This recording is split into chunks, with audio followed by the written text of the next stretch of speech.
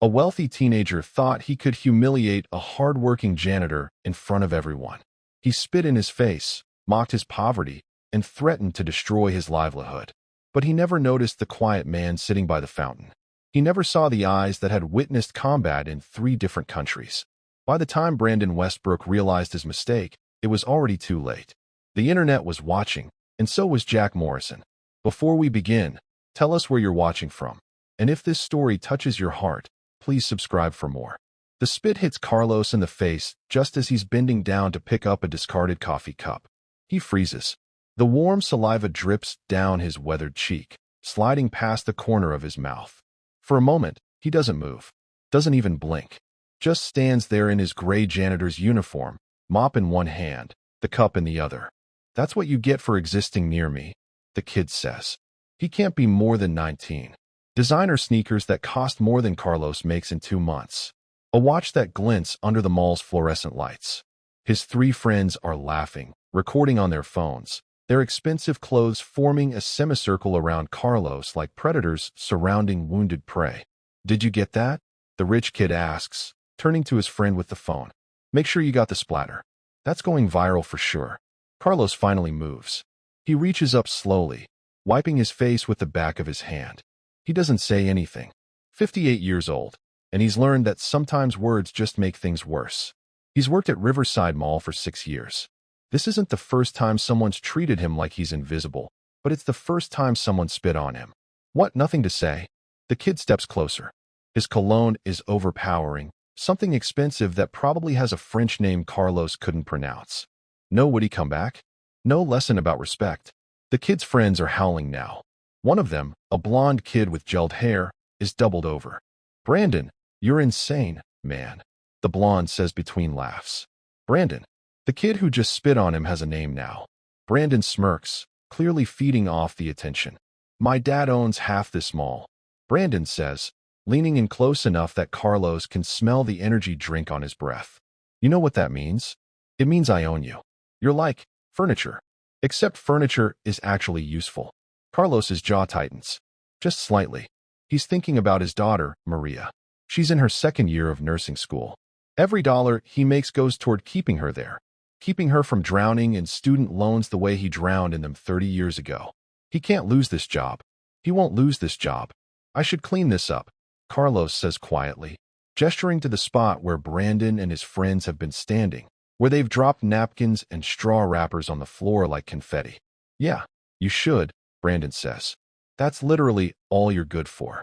10 feet away, near the fountain with the fake waterfall, a man watches. He's sitting on a bench, wearing jeans and a plain black t-shirt. Dark hair cut short. Calm eyes that don't miss anything. His name is Jack Morrison, and he hasn't said a word, but every muscle in his body has gone tense. Jack's been out of the Navy for 3 years. 3 years of trying to adjust to civilian life, to a world where people treat shopping mall trips like entertainment and waste food while complaining about the price. 3 years of learning that the threats here aren't enemies with guns. There's something quieter, more insidious. They're entitled kids who've never been told no, who've never faced a single consequence for their actions. He watches Carlos bend down to pick up the trash. Watches the old man's hands shake just slightly. Watches Brandon pull out his phone and take a selfie with Carlos in the background, the janitor blurred and bent over like he's part of the scenery. This is content gold, Brandon says to his friends. Poor people doing poor people things. My followers eat this stuff up. One of Brandon's friends, a shorter kid with a designer backpack covered in patches from places he's probably never actually been, chimes in. Dude, remember last month when you made that homeless guy dance for a 20 and then didn't give it to him? That got like 200,000 views. Classic, Brandon says. He looks back at Carlos. Hey, janitor. What's your name? Carlos doesn't look up. He's focused on wiping the floor where Brandon spilled some of his drink earlier, probably on purpose. I asked you a question, Brandon says, his voice harder now. When someone asks you something, you answer. It's basic respect, which I know is a foreign concept for someone like you, but try to keep up. Carlos, the janitor says softly. Carlos, Brandon repeats, mocking the slight accent. Carlos the janitor. Carlos the invisible man. Hey Carlos, you ever think about what a waste your life is? Like, seriously think about it. Jack stands up from the bench. He moves slowly, deliberately, the way he moved in hostile territory when he didn't want to spook a target. He walks closer, positioning himself where he can intervene if needed, but not so close that he's obviously eavesdropping. I mean, you wake up every morning, Brandon continues, and now he's on a roll, performing for his friends and their cameras. And you come to this mall, and you clean up after people who are better than you. People who actually matter. People who contribute to society. And you? You're just your maintenance. You're the human equivalent of a trash bag. Carlos's knuckles go wide around the mop handle. Brandon, maybe we should. One of the friends starts, but Brandon cuts him off. Shut up, Tyler. I'm making a point. Brandon turns back to Carlos. See, people like you? You're why people like me matter. You're the bottom, so we can be the top. It's basic economics. Someone has to lose so someone can win. And congratulations, Carlos. You're a loser. The words hit Carlos somewhere deep. He's heard insults before. He's been ignored, dismissed, treated like furniture, just like Brandon said. But there's something about hearing it spelled out so clearly, so cruelly, that makes his chest hurt. He thinks about Maria again. About her calling him last week, excited because she got an A on her pharmacology exam. About how proud she was, how she said, "Dad, I'm going to make you proud. I'm going to make all your sacrifices worth it." Is this what his sacrifices look like? Standing here while a teenager who's never worked a real day in his life spits on him and calls him worthless? You know what the best part is? Brandon says, and he's grinning now, really enjoying himself. You can't do anything about it. You can't talk back. You can't defend yourself. Because if you do, if you say one word out of line, my dad makes a phone call and you're gone. Fired. Blacklisted. You'll never work in this town again. He pauses, letting that sink in. So go ahead, Carlos. Tell me what you really think. I dare you. Carlos says nothing.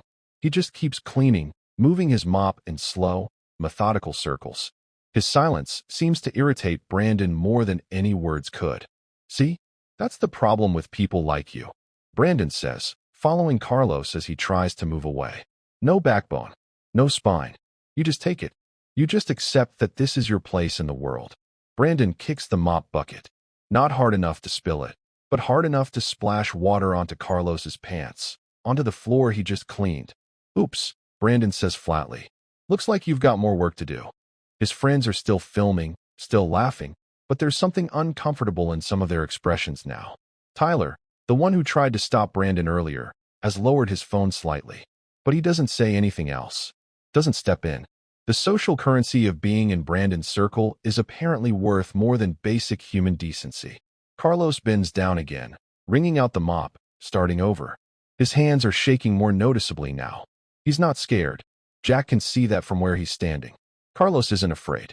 He's humiliated, which is somehow worse. Jack takes another step closer. He's about 15 feet away now, close enough that he can hear every word clearly, close enough that Brandon and his friends should notice him. But they're too absorbed in their cruelty to pay attention to anything else. You know what I think? Brandon says, crouching down to Carlos's eye level. I think you actually like this. I think you like being beneath us. Because if you didn't, you'd do something about it. You'd stand up. You'd fight back. But you won't. Will you, Carlos? Carlos finally looks up at Brandon. There's something in his eyes. Not anger exactly, but a deep, bone-tired sadness. The look of a man who's been beaten down so many times that he's forgotten what it feels like to stand tall. I need this job, Carlos says quietly. I have a daughter. Oh, here we go, Brandon interrupts, standing back up. The sob story. Let me guess, you're putting her through college? Working hard for the American dream. Bootstraps and all that. Carlos nods slowly. Brandon laughs, and it's a cruel sound. That's adorable. Really, your daughter's probably going to end up just like you. You know that? Serving people, cleaning up after people. Because that's how genetics work. Losers breed losers. Something flashes across Carlos's face. For just a second, his expression hardens, his jaw clenches, and Jack can see the man calculating whether it's worth it. Whether defending his daughter's honor is worth losing everything. Carlos opens his mouth to speak, but Brandon holds up his hand. Don't. Brandon says, his voice mock serious. Whatever you're about to say, don't. Because I promise you, it'll be the last thing you say as an employee here. My dad's on speed dial. He pulls out his phone, waggles it at Carlos. One call. That's all it takes. Carlos closes his mouth, swallows whatever words were forming, goes back to mopping. Brandon turns to his friends, arms spread wide like a performer taking a bow. And that, gentlemen, is how you assert dominance. That's how you remind people of their place in the hierarchy. That was brutal, man, the blonde kid, Jake, says, but he's still filming. It's not brutal, it's honest, Brandon says. Someone needs to tell these people the truth. Society's too soft now. Everyone wants to pretend we're all equal, that everyone matters. But we're not equal. Some people are just better, more valuable. And it's not mean to say that, it's reality. He turns back to Carlos one more time. Right, Carlos? You understand reality, don't you? Carlos doesn't respond. He's moved several feet away now, cleaning up near a trash can, trying to put distance between himself and Brandon. But Brandon follows. I'm talking to you, Brandon says, his voice harder. When I ask you a question, you answer. Have you forgotten basic manners already? Jack's fists clench at his sides. He's run through a dozen scenarios in his head in the last 3 minutes. He could walk up, confront Brandon, make him apologize. He could report this to mall security. There are cameras everywhere. He could even just create a distraction, something to pull Brandon's attention away from Carlos. But he waits. He's learned patience the hard way, learned that sometimes you need to see the full picture before you act. And there's a part of him that hopes, foolishly, maybe, that Brandon will stop on his own, that some shred of humanity will surface and end this. That hope dies quickly. You know what? Brandon says, and there's a new excitement in his voice, the kind of excitement that comes before something worse. I've got an idea. Carlos, how much do you make an hour? Carlos hesitates. $12. $12. Brandon repeats, delighted. $12 an hour to clean up after your betters. That's actually depressing. He pulls out his wallet, makes a show of opening it. I've got, let's see, $300 in cash right here. You see this, Carlos? Carlos glances at the money. $300 would help with Maria's textbooks next semester. I'll give you all of it, Brandon says, holding the bills out. Every cent. All you have to do is get on your knees and bark like a dog. The mall feels suddenly quieter, even though the same number of people are walking by, shopping, living their lives. Tyler looks uncomfortable now, genuinely uncomfortable, but he still doesn't say anything. Bark like a dog for 30 seconds, Brandon continues. That's $20 per second, Carlos. That's pretty good money for someone like you. Carlos stares at the money, then at Brandon, then at the floor. No, he says quietly. No. Brandon's eyebrows shoot up. Did you just say no to me? I said no. Carlos repeats, and there's something firmer in his voice now. I won't do that. Brandon's face flushes red. He's not used to being told no. That much is obvious. You won't do it? You'd rather mop floors for $12 an hour than earn $300 for 30 seconds of work. I'd rather keep my dignity, Carlos says. It's the first time he's really pushed back, and Brandon looks stunned for about half a second. Then he laughs, but it's a different laugh now. Meaner, more vindictive. Dignity, Brandon says. That's rich. You think you have dignity? You think scrubbing toilets and picking up trash is dignified. He steps closer, invading Carlos's space. Let me tell you something, old man. You don't have dignity. You have delusions. And I'm going to fix that right now. He reaches into his pocket and pulls out his phone.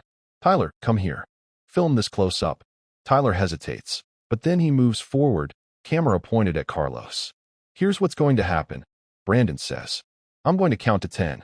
If you don't get on your knees and bark like a dog by the time I reach 10, I'm calling my dad. And I'm not just getting you fired. I'm making sure you never work anywhere in this city again. My family has connections. Lots of them. You'll be unemployable. Carlos's face has gone pale. You can't. I can, Brandon interrupts. And I will. So what's it going to be?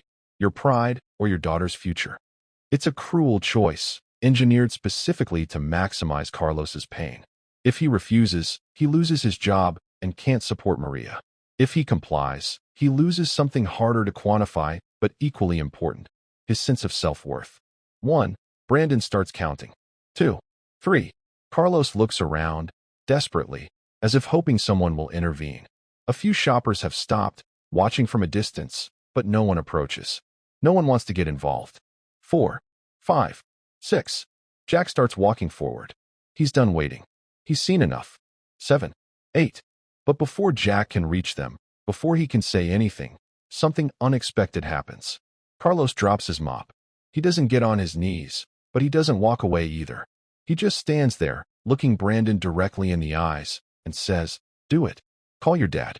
Fire me. But I'm not barking like a dog for you or anyone." His voice is shaking, but it's steady too. There's fear in it, but there's also something like resolve. Brandon looks genuinely surprised. Then his expression hardens. "You're making a mistake." "Maybe," Carlos says. "But it's my mistake to make." Brandon's face twists into something ugly. "You arrogant piece of—" He shoves Carlos. Hard. Hard enough that the older man stumbles backward, arms windmilling, trying to catch his balance. He crashes into his mop bucket, and this time it does spill, dirty water flooding across the clean floor. Carlos hits the ground hard, landing on his hip, and Jack hears the pained grunt, even from 15 feet away. "That's what you get," Brandon says, standing over Carlos. "That's what happens when you forget your place." And that's when Jack Morrison finally steps into the scene. "I think that's enough," Jack says. His voice is calm, conversational almost, but there's steel underneath it. Brandon whirls around, seeing Jack for the first time. "Who the hell are you?" "Someone who's been watching you terrorize this man for the last 5 minutes," Jack says evenly. "And I'm asking you, politely, to back off and leave him alone." Brandon looks Jack up and down, assessing. Jack's not particularly tall, maybe 5'10", and while he's clearly in shape, he's not bulky or obviously intimidating. Brandon apparently decides he's not a threat. "This doesn't concern you," Brandon says dismissively. "Mind your business." "I'm making it my business," Jack replies. Brandon laughs. "Okay, tough guy? You want to defend the janitor? Be my guest. But you should know who you're dealing with. My father is Richard Westbrook. Maybe you've heard of him." Jack hasn't, but he doesn't say that. He just keeps his eyes on Brandon. "Richard Westbrook owns the Westbrook Development Group." Brandon continues, clearly expecting recognition. "They own this mall, half the commercial real estate downtown, and have enough lawyers to bury you in paperwork until you're Carlos's age." "That's very impressive," Jack says, his tone making it clear it's not impressive at all. "Now apologize to Carlos and leave." Brandon's jaw drops. "Apologize? You want me to apologize?" He turns to his friends. "Is this guy serious?" His friends are looking at Jack with more wariness than Brandon is. Something about Jack's stillness, his calm, makes them uncomfortable. "Completely serious," Jack says. "You spit on him. You humiliated him. You assaulted him. So you're going to apologize, and then you're going to leave. Or what?" Brandon challenges, stepping toward Jack. "What are you going to do about it?" Jack doesn't move, doesn't blink, just says, "You really don't want to find out." There's something in his voice that makes even Brandon hesitate. But the kid's pride won't let him back down, not in front of his friends, not in front of their cameras. "You know what? I've changed my mind about Carlos," Brandon says. "I'm not getting him fired. I'm getting both of you arrested. Tyler, call mall security. Tell them we're being harassed and threatened." Tyler doesn't move fast enough, so Brandon snatches the phone from his hand and makes the call himself. "Yeah, security? There's a situation near the fountain. Some guy is threatening me and my friends. We need help immediately." He hangs up and smirks at Jack. "They'll be here in about 2 minutes. And when they get here, they're going to side with me. You know why? Because I'm Richard Westbrook's son, and you're nobody." Jack helps Carlos to his feet. The older man is shaking, whether from adrenaline or pain or both. "You didn't have to do that," Carlos says quietly. "Now you're in trouble too." "I'll be fine," Jack assures him. "Are you hurt?" "Just my hip. I'll live." Brandon is pacing now, clearly agitated that Jack didn't back down. "You made a huge mistake getting involved. You could have just walked away. You could have kept shopping or whatever boring thing you were doing. But no, you had to play hero. You had to defend the janitor." He spits out the word janitor like it's an insult. "Now you're going to get charged with harassment, maybe assault if I tell them you put your hands on me. My dad's lawyers will have a field day with you. You'll be in court for years." "If you say so," Jack says mildly. His lack of fear seems to infuriate Brandon even more. "Do you not understand the situation you're in? Do you not get how much power my family has?" "I understand perfectly," Jack says.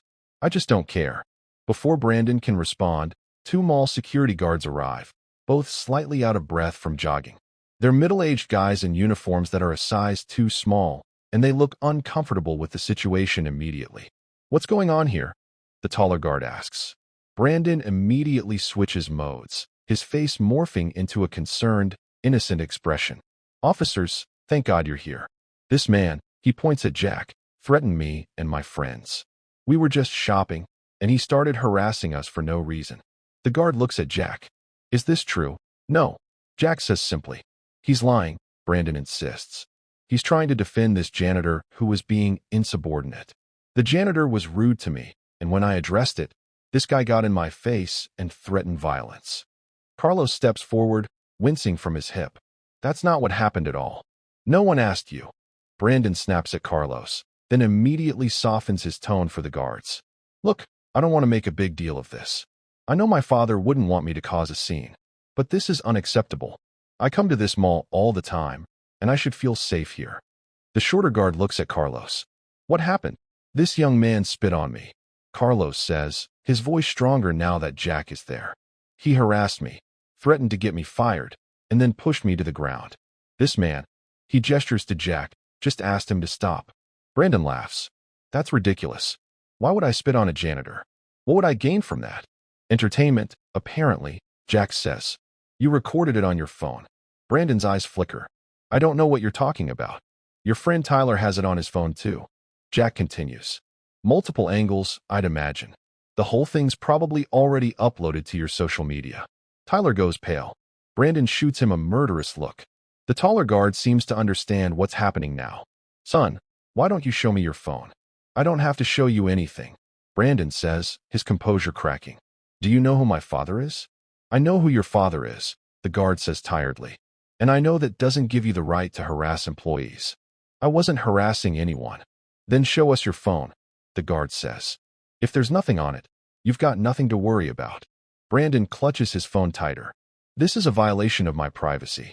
I'm calling my dad. You do that, the guard says.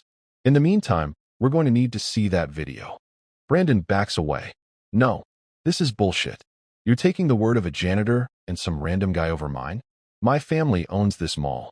Your father's company owns this mall, the guard corrects. You don't. And right now, you're being asked to cooperate with a security investigation. I'm not cooperating with anything, Brandon says. He turns to his friends. Come on, we're leaving. But his friends aren't moving. Tyler is staring at his phone. Jake looks like he wants to be anywhere else. The third friend, who hasn't said much this whole time, is already backing away. Tyler, let's go, Brandon demands. Tyler looks up from his phone, and his face is ashen. Brandon, it's already viral. What? The video. It went live on your Instagram story. 40,000 views already. People are commenting. They're not happy, man. Brandon snatches Tyler's phone and looks at the screen. Jack can see the color drain from his face as he scrolls through the comments. Whatever he's reading, it's not good. This isn't. Brandon stammers. Take it down. Delete it. I can't delete your story, Tyler says. And people have already screen recorded it. It's out there. Brandon looks around wildly, and for the first time, he seems to realize how badly he's miscalculated. The cruelty that seemed so entertaining 5 minutes ago is now immortalized on the internet. His face, his voice, his actions, all there for everyone to see. No, no, no, he mutters, frantically tapping at his phone. I can fix this. I can explain. I don't think you can, Jack says quietly. Not this time. Brandon's head snaps up, and there's real fear in his eyes now. Shut up. Just shut up. You don't know anything. I know that actions have consequences, Jack says. And yours are just beginning. The mall security guards take statements from everyone. Other shoppers who witnessed the incident come forward, corroborating Carlos's account. One woman shows the guards her own recording. She started filming when she heard Brandon getting aggressive, and her video clearly shows him pushing Carlos to the ground. Brandon tries to argue, tries to spin it, but there are too many witnesses, too much evidence. His friends have melted away, suddenly remembering other places they need to be. My dad is going to hear about this, Brandon keeps saying. He's going to fix this. He's going to make this go away. The taller security guard, whose name tag reads Morrison, no relation to Jack, apparently, just shakes his head. Son, I've worked here 15 years. I've seen a lot of kids like you think their parents can fix everything. And sometimes they can. But not when there's this much evidence, this much publicity. Your video has over 100,000 views now. Local news has already picked it up. Brandon's hands are shaking as he stares at his phone. The comments keep pouring in, and they're brutal. People calling him entitled, disgusting, a spoiled brat. Someone's already identified him, tagged his father's company, started a petition to have Richard Westbrook denounce his son's actions publicly. I didn't mean. Brandon starts, but trails off. It was just for content. It was just supposed to be funny. Funny. Carlos repeats quietly. You thought humiliating me was funny. Brandon looks at Carlos, really looks at him for the first time. And maybe it's the shock of consequences finally catching up with him, or maybe it's seeing Carlos as an actual person rather than a prop in his social media performance. But something shifts in Brandon's expression. Look, I'm sorry, okay? Brandon says, but it comes out defensive rather than apologetic. I didn't think it would be such a big deal. You didn't think, Jack says. That's the problem. You didn't think about how your actions would affect him. You didn't think about how it would feel to be humiliated in front of strangers. You didn't think about anything except your own entertainment. Who even are you? Brandon asks Jack, and there's genuine bewilderment in his voice. Why do you care so much? Because I've seen what happens when people like you go unchecked, Jack says. I've been in places where people abuse power, where the strong terrorize the weak because they can. And I've learned that the only way to stop it is for someone to stand up and say no more. Are you military? Brandon asks suddenly. You sound military. Jack doesn't answer directly. What I am doesn't matter. What matters is that you understand what you did was wrong, and that there are consequences. Brandon's phone buzzes. He looks at it, and his face goes even paler. It's my dad. He's calling. The security guards exchange glances. Answer it, the shorter one says. Put it on speaker. Brandon hesitates, then answers. Dad, what the hell did you do? Richard Westbrook's voice booms through the phone's speaker. I'm getting calls from my board members, from business partners, from our PR team. They're showing me a video of you spitting on a janitor. Tell me it's fake. Tell me that's not you. Dad, I can explain. Can you? Can you explain why my company's stock is trending down because my son is trending on social media for being a complete embarrassment? Can you explain why I'm getting emails demanding we fire our entire security team for employing this janitor you assaulted? Brandon blinks. Wait, fire Carlos? Why would they want to fire him? Because you said, on camera, that our company condones this kind of treatment of employees, Richard snaps. Because you said you could get him fired with one phone call, which implies that our company gives preferential treatment to my family over the safety and dignity of our workers. Do you understand how bad this looks? I didn't mean. I don't care what you meant. I care about what you did. Where are you right now? The mall. Security is here. Good. Stay there. I'm sending our lawyers and our head of HR. You're going to apologize to that janitor properly, on camera. Then you're going to apologize on social media. Then you're going to do whatever those security guards tell you to do. Am I clear? Dad, come on. Am I clear, Brandon? Brandon's voice cracks. Yes. And after this is handled, you and I are going to have a very long conversation about your future. Starting with the fact that your credit cards are canceled as of right now. Your car is going back to the dealership, and your trust fund is frozen until you prove to me that you understand the value of $1 and the importance of treating people with respect. You can't do that. I can and I am. You want to act like you own the world? You can do it without my money. The line goes dead. Brandon stares at his phone like it's betrayed him. His hands are trembling now, and there are tears gathering in his eyes. This can't be happening, he whispers. This isn't real. It's very real, Jack says. There's no satisfaction in his voice, no gloating. Just a statement of fact. You did something cruel, and now you're facing the consequences. That's how the world is supposed to work. Brandon slumps against the wall, sliding down until he's sitting on the floor. He looks younger suddenly, less like a cocky teenager and more like a scared kid. I'm ruined. My life is over. Your life isn't over, Carlos says, surprising everyone. But it has changed. What you do next, that's what matters now. Brandon looks up at Carlos with red-rimmed eyes. Why are you being nice to me? After what I did. Carlos is quiet for a moment, then says, because I have a daughter. And if she ever did something like this, I'd hope someone would give her a chance to learn from it instead of just destroying her. The humanity in that statement seems to break something in Brandon. He starts crying, really crying, his shoulders shaking. I'm sorry. I'm so sorry. I thought I was being funny. I don't know what I thought. I'm an idiot. Yes, Jack says. You are. But you don't have to stay one. Over the next hour, more people arrive. Richard Westbrook himself shows up, a tall man in an expensive suit who looks like he hasn't slept in days. He takes one look at his son and his expression hardens. Stand up, he tells Brandon. Stand up and face what you've done. Brandon struggles to his feet. His father makes him apologize to Carlos, properly, without excuses or justifications. Makes him look the janitor in the eye and acknowledge the harm he caused.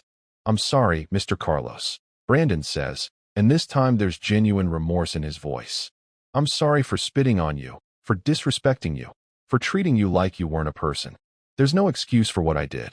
I was wrong, and I'm sorry. Carlos nods slowly. I accept your apology. Richard Westbrook then turns to Jack. And who are you? Just someone who was in the right place at the right time, Jack says.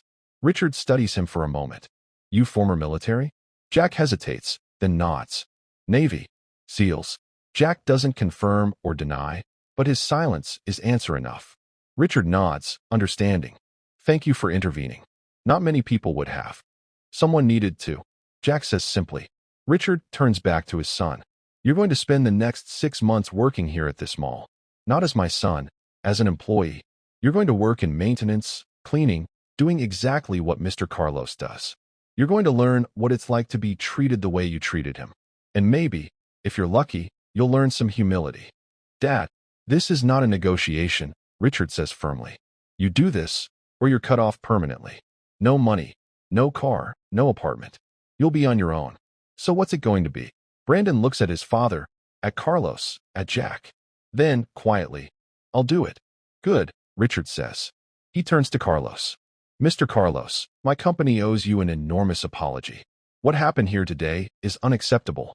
I'd like to offer you a promotion to facilities supervisor with a significant raise and a formal apology from our board of directors. Carlos looks stunned. I don't know what to say. Say yes, Richard says. You've shown more dignity and grace in the last hour than most people show in a lifetime. We'd be lucky to have you in leadership. Carlos's eyes are wet. Thank you. Yes, thank you. Richard nods, then addresses the security guards. Make sure this is all documented. I want a full report. And make sure Mr. Carlos gets home safely tonight. Company car on us.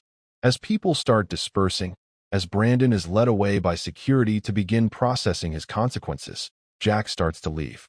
But Carlos stops him. Wait, Carlos says. I never got your name. Jack Morrison. Jack. Carlos repeats, extending his hand. Thank you.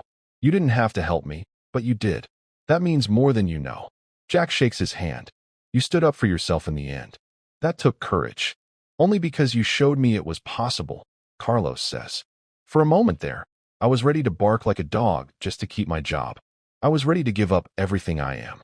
But you reminded me that some things are worth fighting for.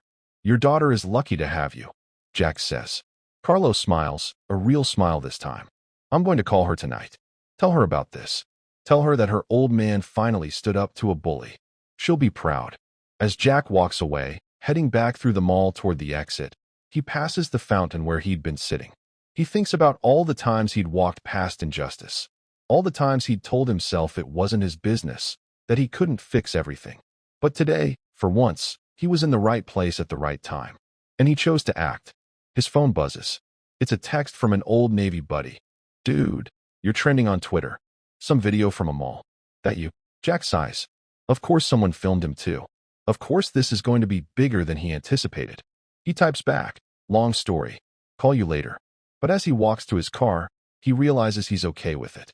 If his actions inspire other people to stand up against bullies, to defend those who can't defend themselves, then maybe it's worth the attention. Behind him, back in the mall, Carlos is being interviewed by the local news. Brandon is in a security office, facing the reality of his actions. Richard Westbrook is on the phone with his PR team, doing damage control. And somewhere, on social media, 2 videos are competing for attention. One shows a rich kid abusing a janitor, a moment of cruelty captured for entertainment. The other shows a quiet man in a black t-shirt stepping forward, refusing to let that cruelty stand unchallenged. One video is a warning about what happens when privilege goes unchecked. The other is a reminder that there are still people willing to do the right thing, even when it's not easy, even when it's not their problem to solve. The mall returns to normal, shoppers going about their business. But for the people involved in that confrontation by the fountain, nothing will ever be quite the same. Carlos has found his voice again. Brandon has learned that actions have consequences. And Jack has been reminded why he served in the first place. Not for glory or recognition, but because someone has to stand between the weak and those who would prey on them. 3 months later, Carlos calls Jack. They've stayed in touch, occasional text messages, a coffee meeting once. "I wanted you to know something," Carlos says. "My daughter, Maria, she graduated top of her class. She's got a job at the best hospital in the city. And she told me that when she heard about what happened, about me standing up to that kid, it inspired her to stand up to an attending physician who was bullying nurses. She reported him, and he was removed from his position." Jack smiles. "That's great, Carlos." "It is," Carlos agrees. "And it made me think. You standing up for me, that didn't just help me. It created a ripple. My daughter stood up for others. Those nurses don't have to endure abuse anymore. And it all started because you didn't walk away when you could have." "You didn't walk away either," Jack reminds him. "In the end, you chose dignity over safety. That was all you. We chose it together," Carlos says. "And I think that's the point. Change doesn't happen because one person is a hero. It happens because people decide, together, that enough is enough." They talk for a while longer, about Maria's new job, about Carlos's work as facilities supervisor, about the programs he's implementing to ensure all mall employees are treated with respect. Brandon, Carlos mentions, is doing better than expected. The kid's still working maintenance, still learning, but there's been growth. Real growth. "He apologized to me again last week," Carlos says. "Without his father there, without lawyers or cameras. Just him and me, in the break room. And I believed him this time. I think he's starting to understand. People can change," Jack says. "If they want to. They can," Carlos agrees. "Thanks to people like you, who show them why they should." After they hang up, Jack sits in his apartment, looking out at the city. He thinks about all the Carloses out there, working hard, trying to provide for their families, enduring indignities because they have no other choice. He thinks about all the Brandons, kids who've never learned boundaries, who've never faced real consequences. And he thinks about all the moments, every single day, where someone can choose to intervene or walk away, where someone can choose to stand up for what's right or tell themselves it's not their problem. He knows he can't fix everything, can't be everywhere, can't stop every injustice. But he can do what he did that day at the mall. Be present, be aware, and when the moment comes, refuse to look away. His phone buzzes again. Another text from his Navy buddy. "Seriously though, that video's got like 50 million views now. You're famous, man." Jack texts back, "Not trying to be famous, just trying to do right." His buddy responds immediately, "Yeah, we know. That's why it matters." Jack puts his phone down and looks back out the window. Somewhere in this city, someone is being bullied. Someone is being harassed. Someone is being told they don't matter, that they're worthless, that they should know their place. And somewhere, he hopes, someone else is deciding not to walk away. Someone else is choosing to stand up, to speak out, to remind the world that every person has dignity, every person has worth, and no one, no matter how rich, how powerful, how privileged, has the right to take that away. The mall incident becomes a case study. Local schools use it to discuss bullying, consequences, and the importance of bystander intervention. Richard Westbrook's company implements new training programs for all employees about workplace dignity and respect. Brandon's transformation, slow, painful, but real, becomes a talking point about redemption and growth. But the real impact is quieter, more personal. It's in the people who watched those videos and decided to speak up the next time they saw someone being mistreated.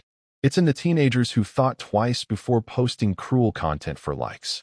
It's in the Carloses of the world who found their voice, who realized they didn't have to accept abuse as the price of employment. Jack Morrison never sought recognition for what he did. He doesn't give interviews, doesn't capitalize on his viral fame. He just goes back to his life, his routine, his quiet existence. But he keeps his eyes open. And when another moment comes, and it will come, he'll be ready to step forward again. Because that's what it means to serve. Not just in uniform, not just in combat, but every day, in every interaction, in every choice between comfort and courage. The fountain in Riverside Mall still flows. The shop's still open. The shoppers still shop. Carlos still works there, but now he walks taller, speaks louder, leads with confidence. Brandon still works there too, but with humility, with awareness, with the beginning of wisdom that comes from having everything taken away and having to rebuild yourself from scratch. And sometimes, on his breaks, Carlos sits by that fountain and remembers. Remembers the worst moment of his life becoming the moment that changed everything.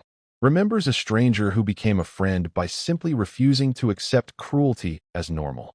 He remembers Jack Morrison, the Navy SEAL who was watching, and thanks God that some people still care enough to intervene. That's where the story ends, but also where it begins. In every moment when someone chooses kindness over cruelty, justice over convenience, courage over comfort.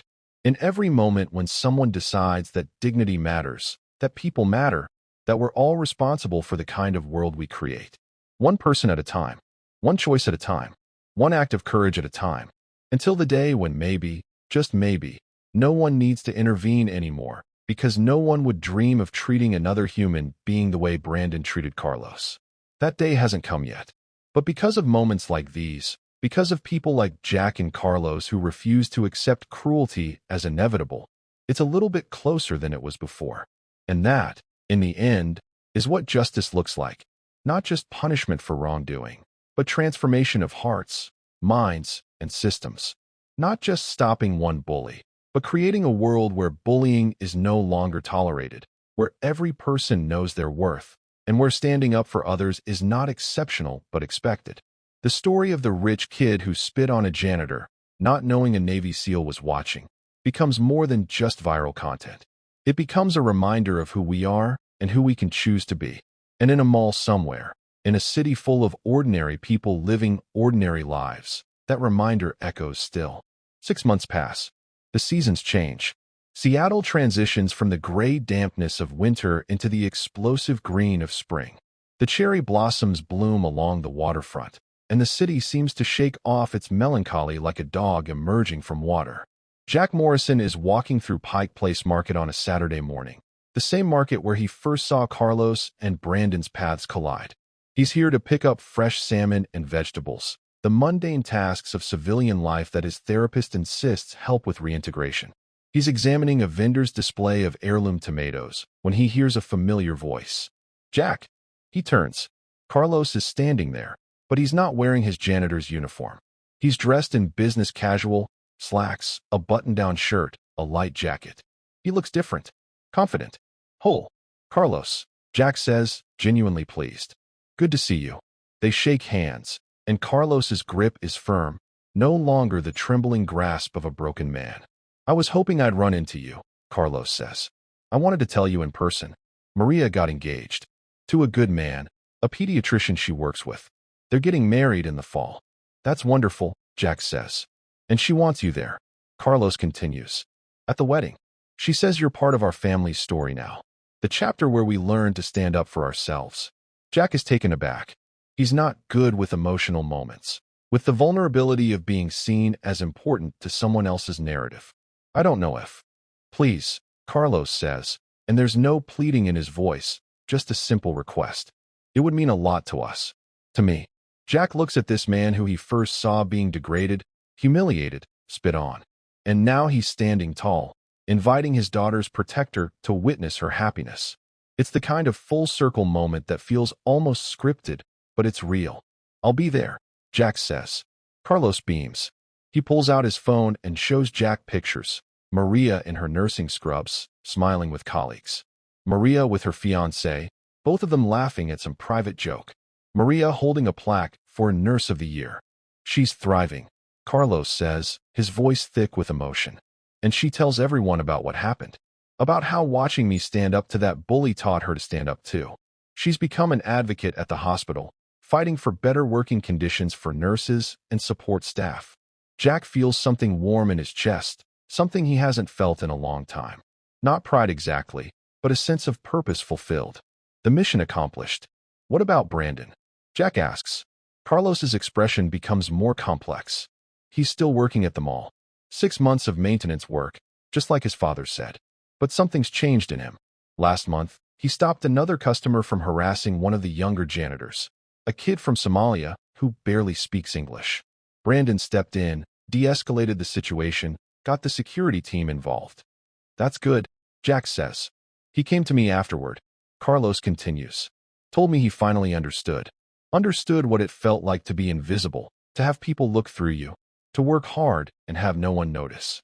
He said the 6 months of cleaning toilets and mopping floors taught him more than 4 years of college ever did." Jack nods. Redemption isn't a single moment. It's a process, a series of choices made over and over again to be better than you were.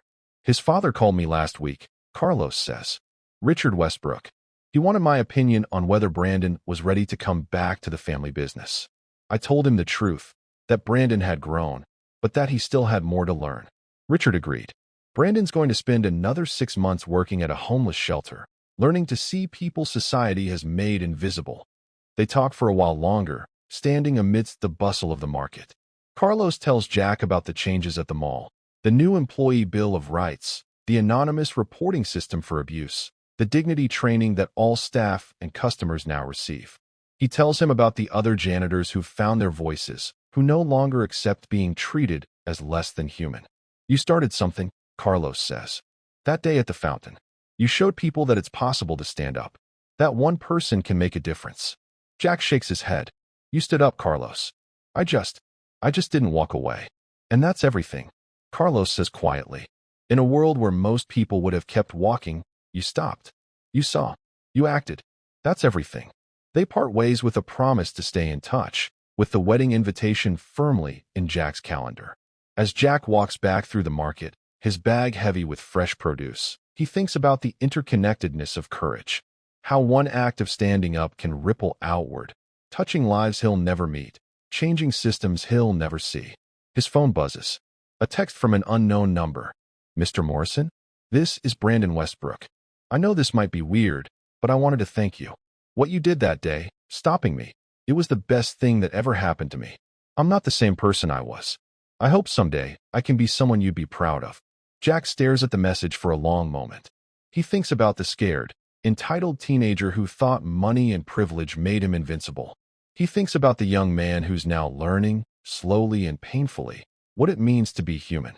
He types back, "Keep doing the work. Keep showing up. That's all any of us can do." The response comes quickly. "I will. Thank you." Jack pockets his phone and continues walking. The market is alive with sound and color and life. Somewhere in this crowd, there are probably people being mistreated. Somewhere, there are bullies and victims, abusers and the abused. He can't save everyone. He can't fix every injustice. But he can pay attention. He can refuse to look away. And when the moment comes, when someone needs a voice or a shield, or just the presence of another human being who gives a damn, he can choose to act. That's the real story. Not the viral video or the dramatic confrontation or the headlines. The real story is in the daily choice to see people, to value them, to stand up when it would be easier to sit down. Fall arrives in Seattle with characteristic drama. The trees along the avenues explode in shades of amber and crimson, and the air takes on a crisp edge that makes people pull out their favorite sweaters. Jack Morrison stands in the back of a small chapel in Ballard, uncomfortable in the suit he bought specifically for this occasion. He doesn't do weddings. He doesn't do crowds or ceremonies or emotional displays. But he's here because he promised Carlos, and a seal keeps his promises. The chapel is modest but beautiful, filled with warm light and the scent of roses. Jack recognizes some faces from the mall, fellow janitors who've become Carlos's friends, security guards who witnessed the incident. And there, in the third row on the groom's side, sits Richard Westbrook with his wife. Next to them, in a simple suit that probably came from a department store rather than a designer boutique, sits Brandon. The young man looks different. His hair is shorter, less styled. His face has lost some of its soft privilege, replaced by the lean look of someone who's been doing physical work. His eyes, when they sweep the room and land briefly on Jack, show something they didn't have 6 months ago: humility. Brandon nods at Jack, a small gesture of acknowledgement, maybe even respect. Jack nods back. The ceremony begins. Maria walks down the aisle on Carlos's arm, and Jack sees tears streaming down the older man's face, tears of joy and pride and relief. This is what he worked for. This is why he endured the humiliation, the exhaustion, the years of being invisible. For this moment, when his daughter marries a good man who treats her with the respect she deserves. After the ceremony, at the reception in a nearby community center, Jack finds himself cornered by Maria herself. She's radiant in her wedding dress, her face flushed with happiness.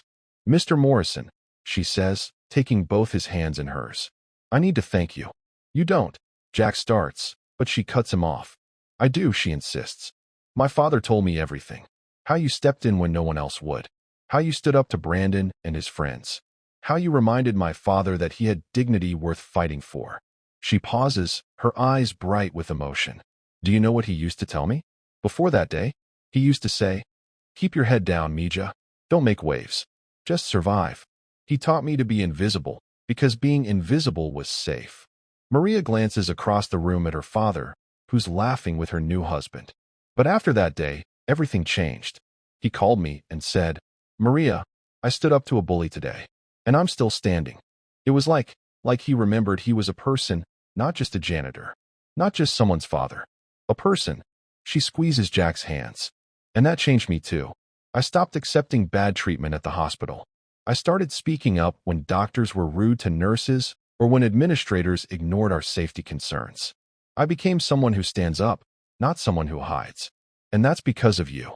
Jack feels the familiar discomfort of being praised, but he also feels something else. The confirmation that the violence he trained for, the skills he honed in combat, can be used to protect people in ways that don't require pulling a trigger. "Your father is a good man," Jack says. "He always was. I just reminded him." "You did more than that," Maria says. "You showed him, showed all of us, that ordinary people can stand against injustice. That we don't have to accept cruelty as the price of survival." Later, as the reception winds down, Jack finds himself outside getting some air. The evening is cool, the stars visible above the city lights. He's about to head back inside when he hears footsteps behind him. "Mr. Morrison?" Jack turns. Brandon Westbrook stands there, hands in his pockets, looking nervous. "Brandon," Jack says neutrally. Brandon struggles with the words. "I wanted to apologize. Properly. Not because my dad made me, not because the cameras are on. Just because I owe you an apology." Jack waits, saying nothing. "What I did that day," Brandon continues, his voice shaking slightly, "it was monstrous. I treated Mr. Carlos like he wasn't human. Like he was just scenery. Something to kick for entertainment." He looks down at his hands. "These past 6 months, working maintenance, then at the homeless shelter, I've met so many people like Mr. Carlos. People who work hard, who have families, who have dreams. People who just want to be treated with basic respect. And I realized that I could have been any of them. If I'd been born in a different zip code, to different parents, I could be the one scrubbing toilets or sleeping on the street." Brandon looks up, meeting Jack's eyes. "You could have hurt me that day. You could have really hurt me. But you didn't. You just stopped me. And that restraint, that control, it taught me something. Power isn't about dominating people. It's about protecting them." Jack studies the young man in front of him. There's sincerity there, the kind that comes from genuine transformation rather than performance. "What are you going to do now?" Jack asks. "I'm going back to school," Brandon says. "Not business school like my dad wants. Social work. I want to help people who've been treated the way I treated Mr. Carlos. I want to spend the rest of my life making up for that moment." "One moment doesn't define you," Jack says. "It's what you do after that matters." "Then I'm going to make sure every moment after counts," Brandon says. They stand in silence for a moment. Two men on very different paths who collided at a moment of crisis, and both came out changed. "Thank you," Brandon says finally, "for not looking away, for giving me a chance to become someone better." He extends his hand. Jack takes it. The handshake is firm, equal. Not the grip of a scared kid caught in his own cruelty, but the grip of a man taking responsibility for his actions. As Brandon walks back inside, Jack remains in the cool night air. He thinks about the arc of the past months. How a single act of intervention spawned a cascade of changes. Carlos found his voice. Maria became an advocate. Brandon began a journey of redemption. And somewhere, people who watched the videos made their own decisions to stand up, to speak out, to refuse to accept cruelty as normal. He thinks about his SEAL training, about the brotherhood, about the mission. He always thought the mission ended when he left the service. But maybe the mission never ends. Maybe it just changes shape, becomes quieter, more personal. Maybe the mission is simply this: see people, value them, protect them when you can. His phone buzzes. A text from Carlos. Thank you for being here. It means everything. Jack types back. Wouldn't have missed it. He takes one more breath of cool air, then heads back inside to the warmth and light and celebration of people who've learned that dignity is worth fighting for. A year later, Jack Morrison receives an unexpected package at his apartment. Inside is a framed photograph. It shows the fountain at Riverside Mall, but it's been transformed. Where there was once just water and generic mall decor, there's now a small plaque. The plaque reads, "In honor of all workers who serve with dignity. May we always see you, value you, and stand with you." Below it, in smaller letters, dedicated to Carlos Vance, and to all who refuse to look away. There's a note from Carlos attached to the frame. Jack, the mall installed this last month. Richard Westbrook funded it, Brandon designed it, and the entire staff voted on the wording. Every new employee gets hired with a ceremony at this fountain, where they're told their work matters and their dignity will be protected. Thought you should know what you started. Carlos. Jack places the frame on his mostly empty bookshelf, next to the only other personal items he displays. A photo of his SEAL team, all of them young and smiling, most of them now gone. Two legacies. Two groups of people he couldn't save entirely, but could honor by continuing to show up, to pay attention, to act when action was needed. His doorbell rings. He's not expecting anyone, but he's learned that life has a way of bringing unexpected moments when you're ready for them. He opens the door to find a young woman, maybe early 20s, with a camera crew behind her. Mr. Morrison? I'm Keisha Williams from KOMO News. We're doing a follow-up story on the mall incident from last year. We've seen the ripple effects, changes in corporate policy, anti-bullying programs in schools, workers' rights initiatives. Would you be willing to talk about what happened that day? Jack's instinct is to refuse. He doesn't do interviews. He doesn't seek attention. But then he thinks about all the Carloses out there who need to know someone's paying attention. All the potential Brandons who need to understand that actions have consequences. All the bystanders who need permission to intervene. 5 minutes, he says. They set up in his living room, the camera pointed at him as he sits in his worn armchair. Keisha sits across from him, professional but clearly moved by the story. Mr. Morrison, what made you intervene that day? She asks. Jack thinks about his answer. He could talk about his training, about his time in the service, about the SEAL ethos. But the truth is simpler. I saw someone being hurt, he says, and I had the ability to stop it. That's all. But most people would have walked away, Keisha presses. They would have told themselves it wasn't their business. Maybe, Jack says. But we're all connected. When we allow cruelty to happen in front of us, we become part of it. We give it permission to continue. The video of the incident has over 70 million views now, Keisha says. What do you think resonated with people? Jack considers this. I think people are tired of feeling powerless. They see injustice every day, online, at work, in their communities, and they feel like they can't do anything about it. But that day showed that one person can make a difference, not by being a hero, but just by refusing to look away. What would you say to someone who witnesses something like this? Keisha asks. Jack looks directly at the camera. I'd say trust your instincts. If something feels wrong, it probably is. You don't have to be a Navy SEAL to stand up for someone. You don't have to be physically imposing or confrontational. Sometimes it's enough to just be present, to bear witness, to let the victim know they're not invisible. Call security, record on your phone, speak up, do something. Because silence is complicity. And what about Brandon Westbrook? Keisha asks. Do you think people can change? I've seen it, Jack says. Change is possible when people are willing to do the hard work, to face what they've done and commit to being better. Brandon's doing that work. It doesn't excuse what he did, but it shows that accountability and growth are possible. The interview wraps up. As the crew packs their equipment, Keisha approaches Jack privately. Off the record, she says, I was in an abusive relationship 3 years ago. I watched your video and I thought, if strangers can stand up for each other, I can stand up for myself. I left him the next day. Your intervention didn't just help Carlos. It helped people you'll never meet. Jack nods, feeling the weight of that responsibility and privilege. Thank you for telling me. After they leave, Jack sits in his apartment as the afternoon light fades into evening. He thinks about the invisible threads that connect us all, the ways one action ripples outward in patterns we can't predict or control. His phone rings. An unknown number, but he answers anyway. Is this Jack Morrison? A man's voice, older, gravelly. Yes. My name is Thomas Chun. You don't know me, but 6 months ago, I saw the video of you defending that janitor. I'm a manager at a tech company downtown. We had a culture problem. Engineers treating support staff poorly, executives being dismissive to assistants. I showed your video in a company-wide meeting and said, this is what happens when we forget people's dignity. This is what happens when we let cruelty become normal. We're going to do better. Thomas pauses. We implemented new policies. Mandatory respect training. A zero-tolerance policy for bullying. And you know what?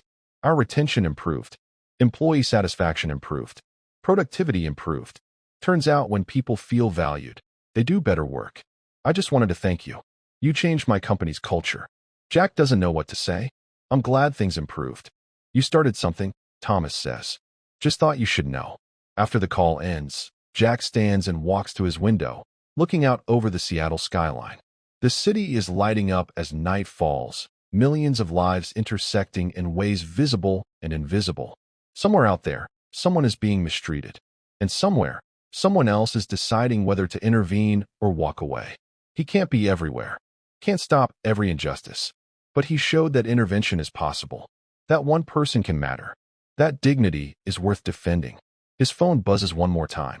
A text from Carlos. Maria's pregnant. You're going to be an honorary grandfather. Hope you're ready. Jack smiles, a rare, genuine smile that transforms his usually stoic face. Life continues. New chapters begin. The ripples spread wider. He types back, congratulations.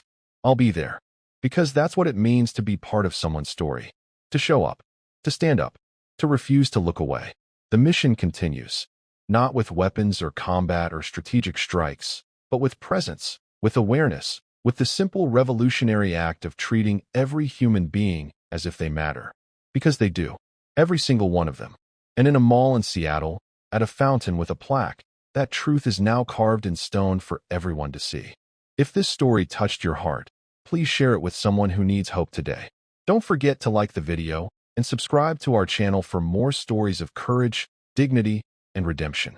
I pray that God grants you the eyes to see the needs of those around you and the boldness to act when it matters most.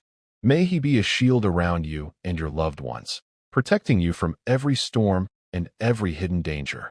May He heal your past wounds and give you the strength to write a new chapter of freedom. If you believe in the power of dignity and justice, and if you want to claim this blessing over your life and your family, please write Amen in the comments below. Stay safe, stay strong, and remember, you have the power to change someone's story. You just have to choose not to look away. God bless you.